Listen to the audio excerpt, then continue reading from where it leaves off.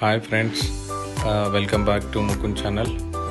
Friends, మనం ఇప్పుడు present తుమ్కుంటలో Heartfulness meditation centre దగ్గర ఉన్నాము. ఇది మెయిన్ మెడిటేషన్ సెంటర్ వచ్చేసి కన్హా శాంతివనము, శంషాబాద్ దగ్గరలో ఉంది. చాలా పెద్దది. ఇప్పుడు మనం ప్రజెంట్ ఉన్న ఈ మెడిటేషన్ సెంటర్లో ఫ్రీగా మనకి మెడిటేషన్ ఏ విధంగా చేసుకోవాలో 3 days ట్రైనింగ్ అయితే ఇస్తారు. ఆ తర్వాత మనం డైలీ ప్రాక్టీస్ చేసుకోవచ్చు. Every week and daily morning and evening group meditations కూడా జరుగుతాయి. ఇండివిజువల్ సిట్టింగ్స్ కూడా ఇక్కడ ఇస్తారు. ఈ యొక్క సెంటర్లో ఈ సంవత్సరము ఇంటర్నేషనల్ స్కూల్ కూడా స్టార్ట్ చేశారు, అప్ టు 2nd class వరకు.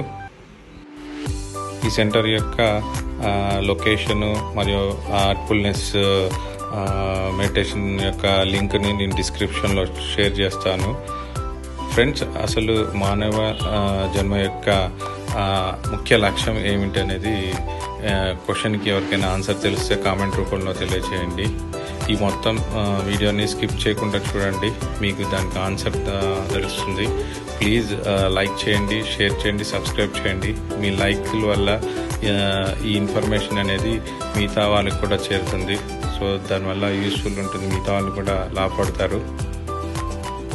ఫ్రెండ్స్, ప్రతి జీవిలో అయితే 3 శరీరాలు ఉంటాయి. ఒకటి బాహ్య శరీరము, రెండోది సూక్ష్మ శరీరము, మూడోది కారణ శరీరము. బాహ్య శరీరం అనేది ప్రతి జీవికి డిఫరెంట్ బాహ్య శరీరం అయితే కలిగి ఉంటాయి. సూక్ష్మ శరీరం అంటే మనసు, బుద్ధి, మన ఆలోచనలు, ఇవన్నీ సూక్ష్మ శరీరము. అండ్ మూడోది వచ్చేసేసి కారణ శరీరము, మన ఆత్మ. ఈ ఆత్మకైతే అంతమైతే ఉండదు. దీనికి ముక్తి కానీ అండ్ మోక్షం పొందాలి అంటే మాత్రం మనము సూక్ష్మ శరీరాన్ని స్పిరిచువల్గా గ్రోత్ చేయాల్సి ఉంటుంది.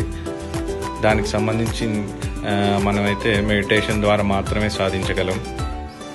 ఫ్రెండ్స్, డైలీ మెడిటేషన్ చేయటం ద్వారా మనలో అయితే ప్రశాంతత అనేది అభివృద్ధి చెందుతుంది. దీనివల్ల మనం డైలీ చేసే కర్మలు అనేవి ప్రశాంతంగా హృదయపూర్వకంగా చేస్తాము. సో హృదయపూర్వకంగా ఏ పని చేసినా కానీ అది కంపల్సరీ సత్ఫలితాలను అయితే ఇస్తుంది. అదేవిధంగా మనకి మంచి ఆలోచనలు కూడా వస్తాయి ఈ మెడిటేషన్ వల్ల.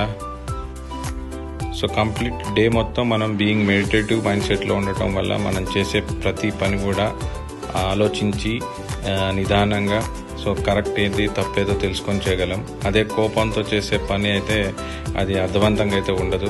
దాని తర్వాత మళ్ళీ దాని పరిణామాలను మనమే అనుభవించాక తప్పదు. భగవద్గీత చదవటం వల్ల అయితే మనకి మానవ జీవితం యొక్క లక్ష్యం మాత్రం తెలుస్తుంది. సో భగవద్గీత కొంచెం సంస్కృతంలో ఉంటుంది, అండర్స్టాండ్ చేసుకోవడానికి కొంచెం కష్టం ఉంటుంది. సో మీకు సింపుల్గా అర్థమయ్యే ఒక బుక్ని అయితే నేను డిస్క్రిప్షన్లో సజెస్ట్ చేస్తాను. ఆ బుక్ని మీరు చదవండి, మీరు అండర్స్టాండ్ చేసుకోండి.